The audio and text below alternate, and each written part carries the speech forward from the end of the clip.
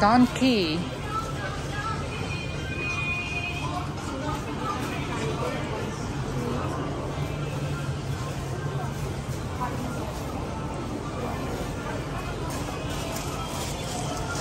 May mga ano din doon.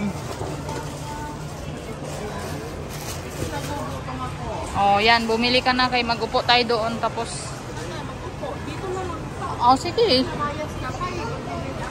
Oh, sige, sige. Yung Donkey. Donkey daw yun, guys.